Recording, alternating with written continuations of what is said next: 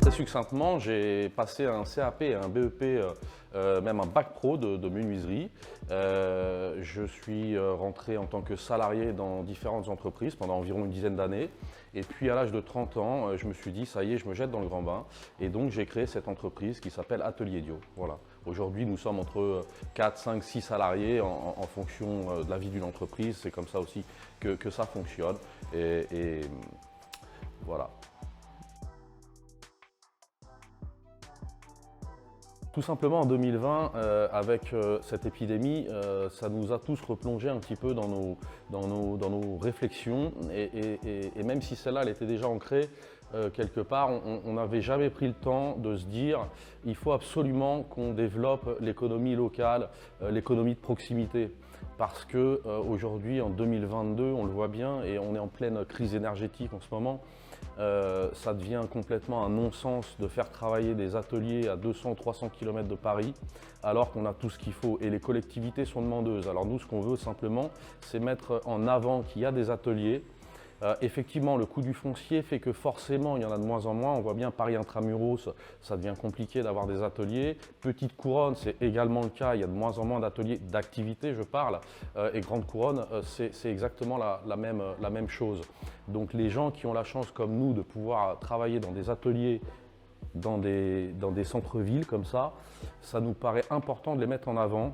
Et en tout cas, que chaque collectivité s'impose à travailler à minima avec ces ateliers plutôt que de faire venir des gens voilà, à plusieurs centaines de kilomètres. Je reviens sur une idée qui m'est chère, c'est que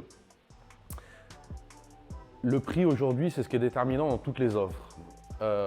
Est-ce que vraiment le prix, c'est-à-dire les euros, l'argent, est-ce que c'est ce qu'il y a de plus important? Ou réflexion à très court terme, hein. Par contre, si on veut voir un peu plus loin, est-ce que c'est pas plus important de se dire qu'on va faire donc éviter des déplacements qui ne servent à rien et travailler juste à côté avec notre atelier qui est dans notre ville.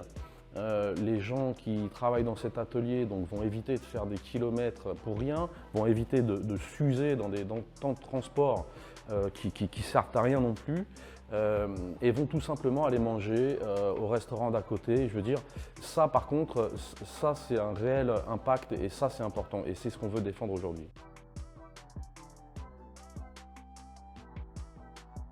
Tout à fait, ici nous avons un espace qui est complètement dédié à la partie montage et à côté nous avons un autre espace qui est lui consacré uniquement à la partie production.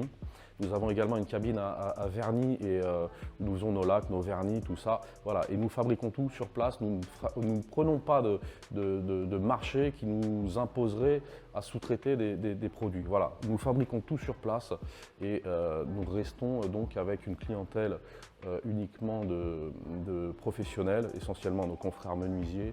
Et nous restons aussi un maximum dans notre secteur pour rester donc sur le Val-de-Marne essentiellement.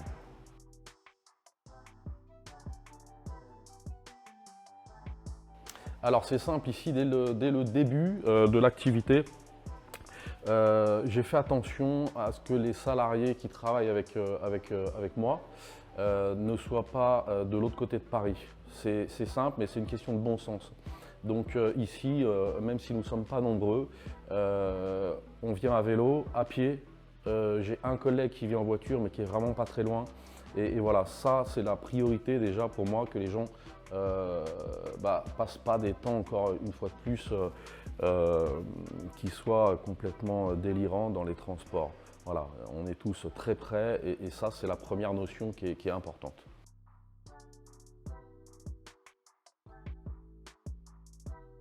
Alors effectivement, oui, j'ai tout de suite, dès que je me suis mis à mon compte, j'ai intégré la Chambre des professionnels du bois. Et c'est comme ça que j'ai mis un pied à l'étrier et en prenant quelques mandats comme ça, parce que j'ai toujours eu cette fibre et un intérêt pour la collectivité. Donc faire avancer des projets qui soient techniques, qui soient humains, c'est vraiment le cœur de ce qui me plaît en tout cas dans les mandats.